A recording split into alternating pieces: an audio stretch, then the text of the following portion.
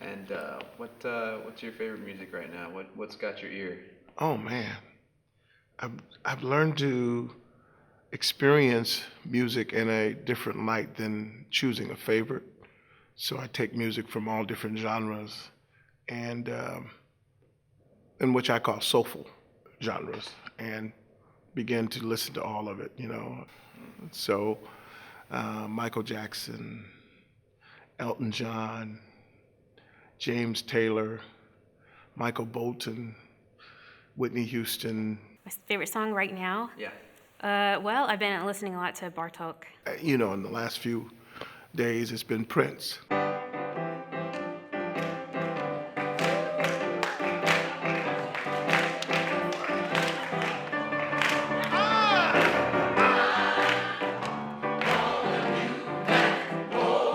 on, give me some gospel.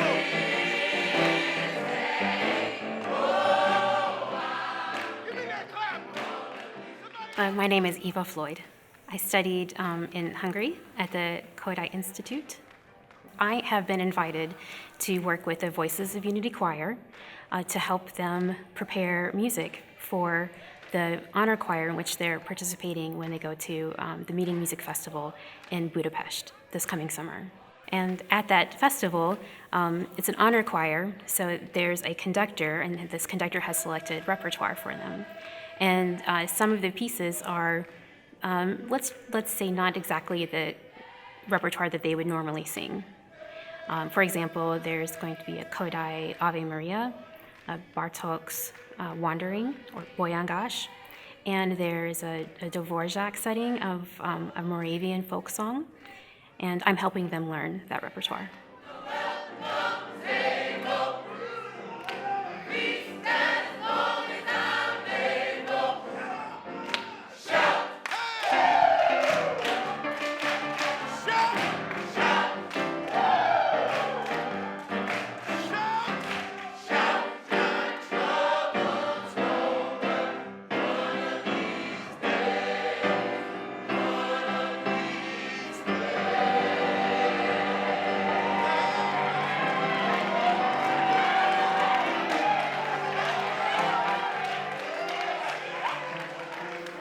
This project we call Soul-fege, S-O-U-L, fege. So it's a pun because the soulful genres and the methodologies of Kodai merge together to bring Soul-fege to fruition. This project has been amazing because the approach to singing in the Hungarian Kodai culture is quite different than the gospel culture that we have in the United States. The quality of sound, the approach to learning, the sense of composure while performing, all are quite contradictory. I was so happy today because I had the chance to visit a presentation by Mr. White, and I was present in a great joy, experiencing that high spirit that accompanies their singing. And it came to me that it matches so much the basic ideas of Zoltán Kodály, who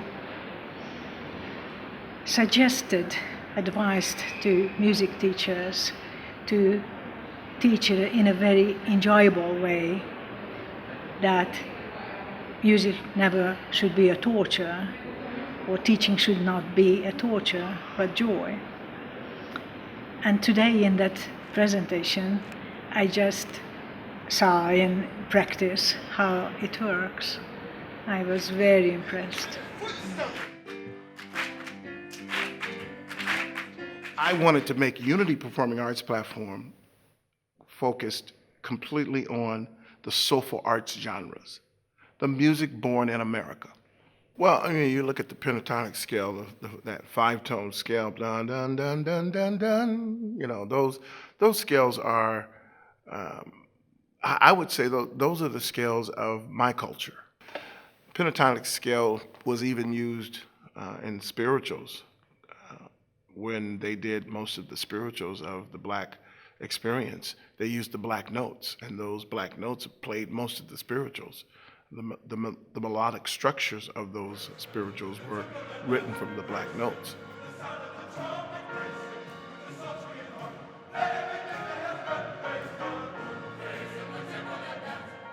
The music making, has a lot of ways and shapes and forms.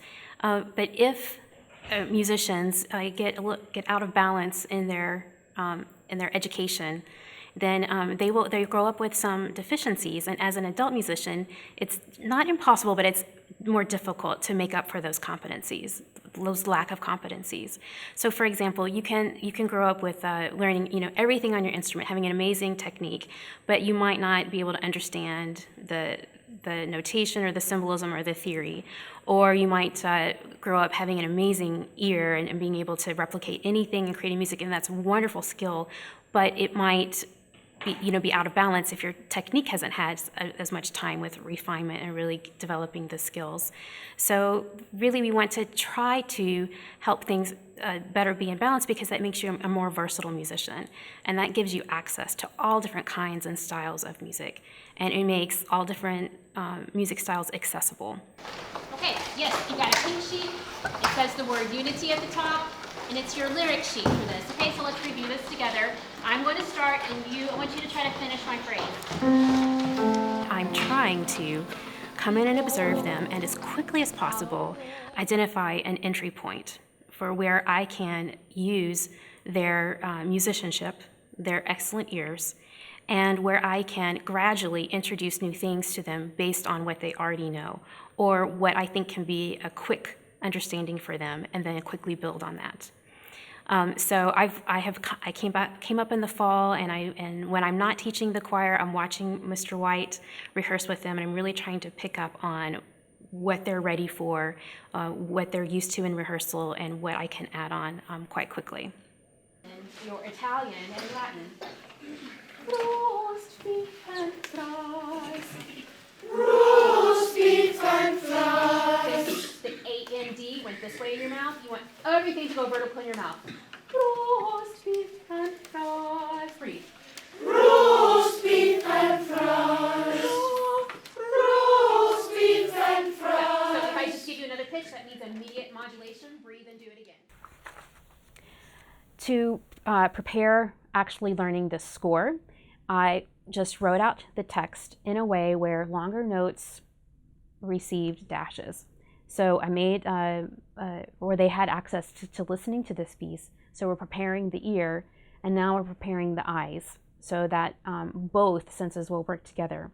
So they could follow the text, and then when they saw the dash, they know that, hey, this syllable is going to hold out a little bit longer. And now they're going to have familiarity with the text, with the vowels that they're using when they see this vowel, think this sound. And then the next step was to put the rhythm on top of this text, so off of the staff. And I was hoping to guide the students where they would transfer the introduction and the fun with the roast beef variation warm-ups, and they would remember that some of these rhythms. And so when they look at this text, they're not just looking at the words, but they're also looking above the words, and they're seeing notes. And they're beginning to remember, hey, when I see this note that's filled in, it's going to move. And when I see this note that is empty in the middle, it's going to be longer. And when I see a note that's empty in the middle and a dot behind it, it's going to be even longer. So they begin to see some patterns. Also have incorporated rests and meter changes. Take one, please, and pass it that way. You think it's A, or number 1, the first choice, show a 1. If you think it's B, or number 2, show a number 2. Please vote.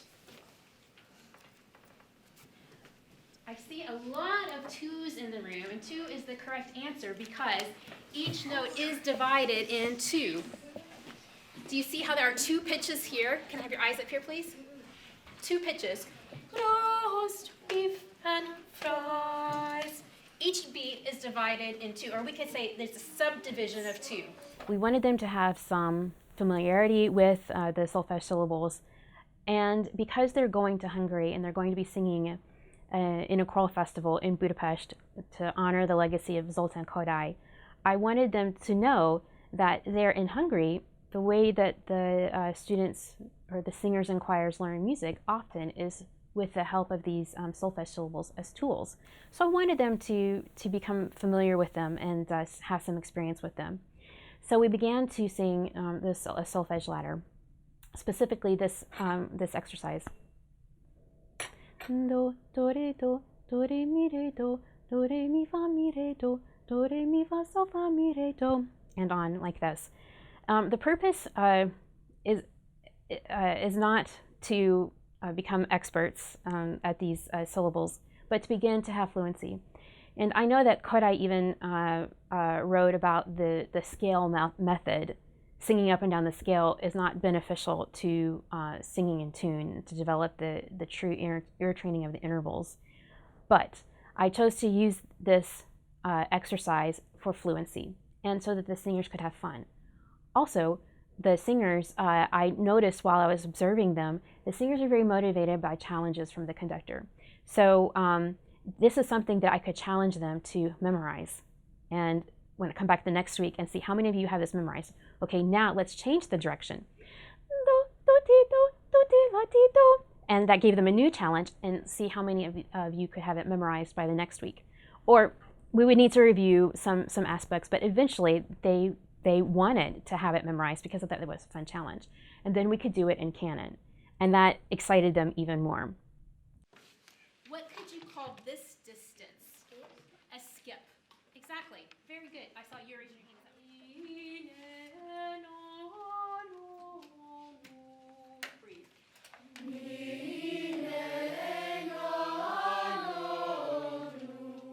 When I introduced the solfege syllables to them, I also introduced the history.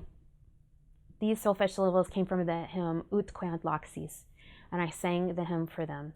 And then I gave them a handout that had this chant on there so that they could see, well, this comes from real music, so that they knew that it just wasn't something fun that I created, made up, or something that they had heard from a movie before. So they had some historic context, and they really seemed to enjoy learning about that. And this is a perfect time because the Ave Maria beginning has some chromatic movement. When I say chromatic, it just means we're moving by half steps. As I was working with the choir, I was teaching them the Kodály Ave Maria, and I wanted them to, again, the goal is to be ready to work in rehearsal for their conductor in Budapest. I wanted them to be able to take directions, understand the basics of what's happening in the score. So I know that the choir's not had very much experience singing in Latin. So the first thing I did was prepare a Latin help sheet. So when you see this vowel, think this word. And so when you see an A, you think ah like father. When you see an E, you think eh. The bottom lowers, then the top opens too. Do you see that? It's all one piece. This is how I want you to think about your mouth working. When you open your mouth to make text, think about this lowering, but more importantly, thinking about the top coming up, the top of the dome, the top of this ball. So when you sing,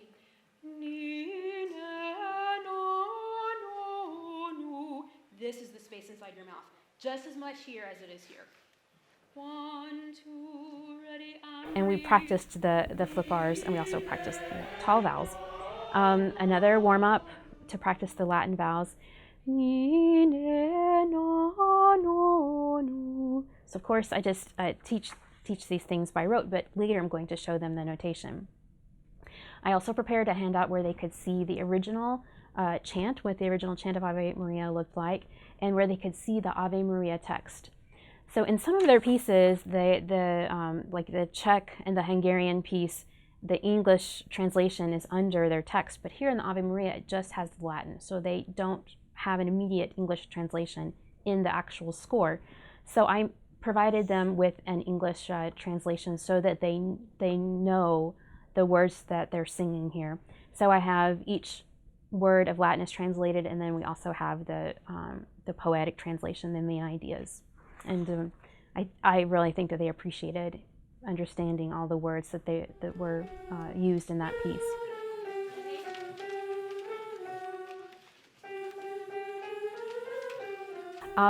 Another aspect of this was to do the law scale with them. So I again created a solfege ladder for them with la to la, having the same spatial relationships where the half steps are, so that they could see that later.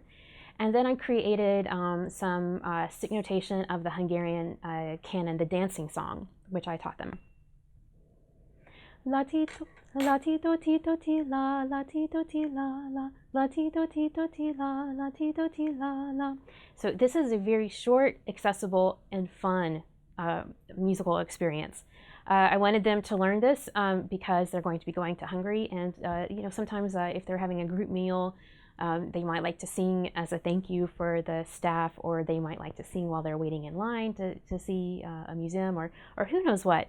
But if they're going to Hungary, I want them to have as much experience with Hungarian music as possible. Also, this is a very fun musical example to sing with solfege syllables, and I want them to have fun with those syllables. I don't want it to be a chore. I want them to be exposed to it in a way that excites them. And also because they are, from what I could tell, they're very motivated by a challenge. They could sing this in canon, and this canon is one measure apart, so it's even more of a challenge. They really got excited about that and seemed to really enjoy that.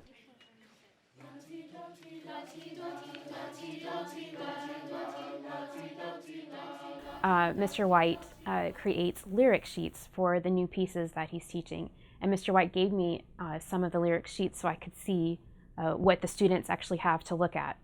So I decided to use that format, which they were already comfortable when I introduced a new piece to them. And I had to choose a starting point so that I could start to become comfortable with the choir, and they could start to become comfortable with me. We would build a rapport, and we would begin to make music. And the piece that I chose to start that process was called Unity. And this piece is in the gospel style. And I thought that was very important because in this Kodai process of going from known to unknown, of course I'd want to start in a genre that's familiar and comfortable with them. You were very organized with the material that you were handing out to the kids.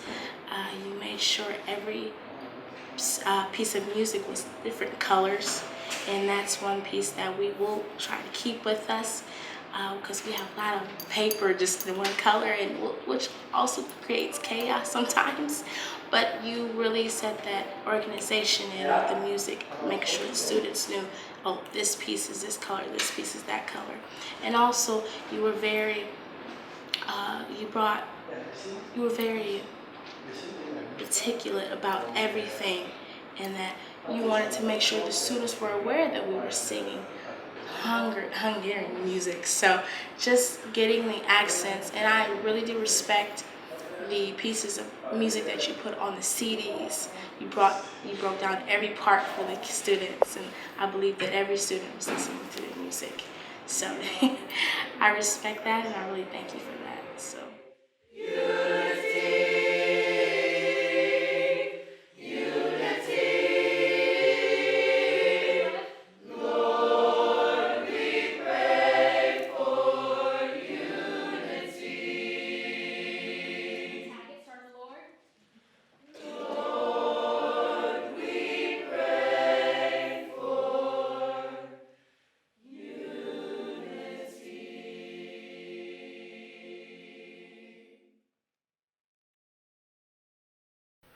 My culture was able to take the do, re, mi, fa, sol, la, ti, do, and to add the blue notes in between those scale tones, to add what we call flavor and grace, beauty to the tone and to the melody, an extra slur or blues note in there. People say that Magyars now no more are light-footed. That's because their shoes and clothes aren't for dancing suited. What they need are jingling spurs, boots of crimson leather, brooches set with pearls and gems, caps with egret feather. Okay, so you get those words going. Blah, blah, blah, blah. It's gonna be fun. Egret feather. That's a bird that lives in Hungary, and that's what they're singing about there. Okay, that's tomorrow. All right, good work. Eva was not your typical educator. She was an abrasive an open-armed educator who, first of all, embraced what you do and brought to the table what she does, and we brought that together. When Eva came on the scene and said, hey, let's do this collaboration, I didn't say, no, we don't do that. I completely opened my hands and said in my heart, let's do it. When I introduced her to the choir, the same thing. So what is this type of a collaboration going to do overseas? It's literally going to show the diversity of both groups, the versatility of both groups, and it's going to show that embracing, because the Kodai method also taught kids how to embrace music of their cultures. So it's going to also show that we are embracing each other's culture and we're sharing each other's culture with the world. And that is the power of true collaboration. You know, I'm here to teach the choir music and many things, but actually the choir is teaching me a lot too. So I'm teaching them for their main goal for when they go to this festival in Budapest. When they're sitting in a rehearsal, they're going to be as prepared as possible. Like they can follow the conductor's directions, they can navigate the notation, they can use the scores, and I want them to be confident in that process and feel included in the rehearsal.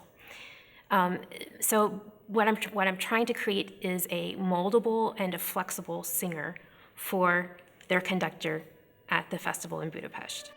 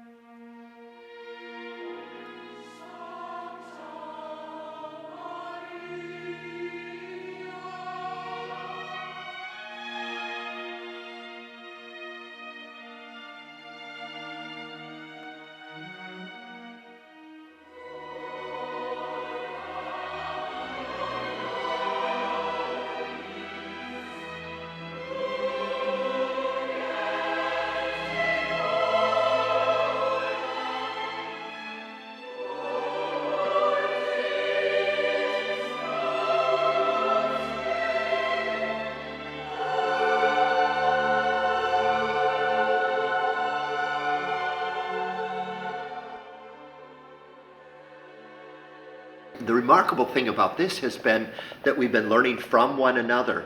It's changed the way the Hungarian girls are singing. It's changed a little bit how the gospel kids are singing. And it's most remarkable that as we've gone from Kodai to Bartok to spirituals to gospel, they've also been switching in their vocal character and style and approach to the music.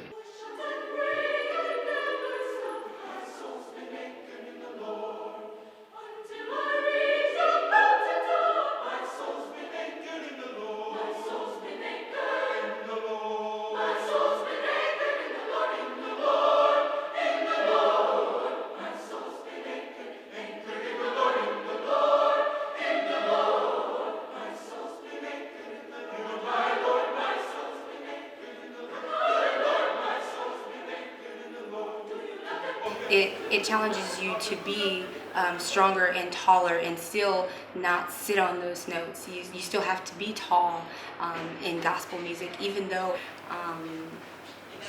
not necessarily even more relaxed. It's less, what's the word? It's more informal. Yeah, it's more informal, thank you. It's more informal, but there's still those techniques that you cannot leave behind. You still need to have all those techniques in gospel music. Gospel music is mostly about feeling, and it's easy to forget with all the technicalities of honors music to still feel it. Did you notice how there are two different sections? Yeah. And that's in compound meter, right? 1, 2, 3, 4, 5, 6. 1, 2, 3, 4, 5, 6. And it stays the same tempo. That's the stesso tempo. But what makes it feel so different is we go into duple meter.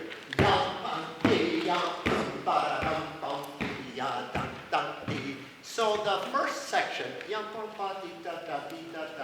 It's kind of fluttering mic. And the second section is like a polka.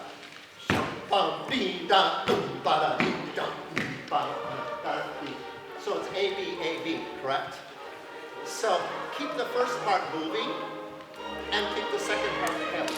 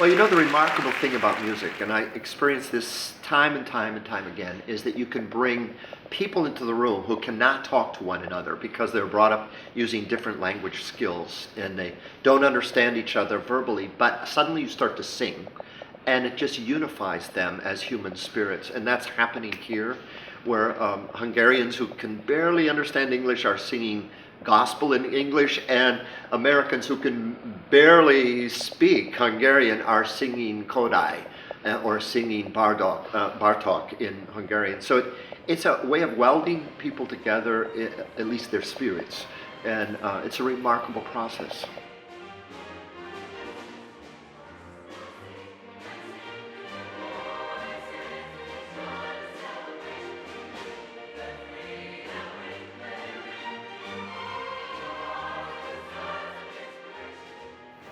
Kodai's aim was basically to build a culture, the musical culture, that contains knowing the tradition,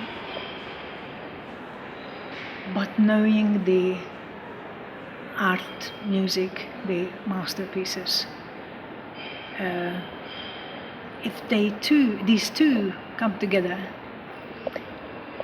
and we can train our students in a way that they will be able to read and write, to get very close to that, both the traditional and the artistic music, then we build a culture.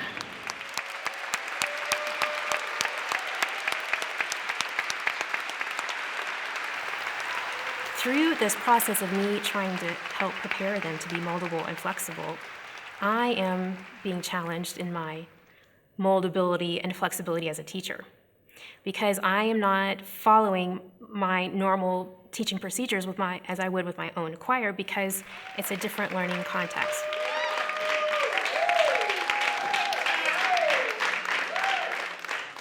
I think the collaboration of the two groups and the multiple different interactions we're going to have internationally. And that's what has happened to the Voices of Unity.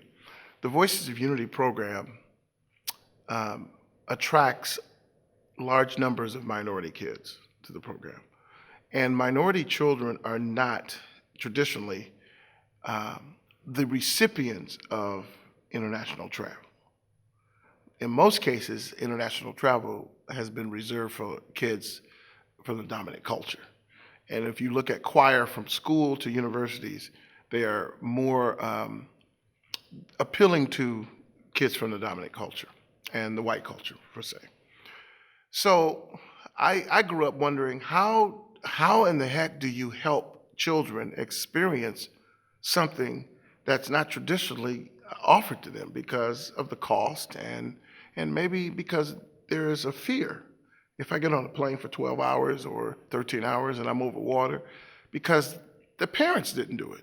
He is always willing to have them learn more about music. He'll travel the world for them to have the opportunity to learn more music. And in turn, it was very important to me that others would appreciate those soulful genres that they sing with such great passion. So it was a give and take, an exchange, an international exchange, a musical exchange, a cultural exchange, an educational exchange, an exchange of friendship through music. Meeting in Music provided that opportunity when they put this International Honor Choir as a component of the Laurea Mundi Music Festival in Budapest. I believe arts is a platform to develop great people. And so we use the arts as a platform, a vehicle, to attract children to the program to develop them into great people. We care less if they become arts careers or musicians or singers. We want them to be great citizens, great contributors to society, great people who are game changers, great people who will change their culture. That's what we want.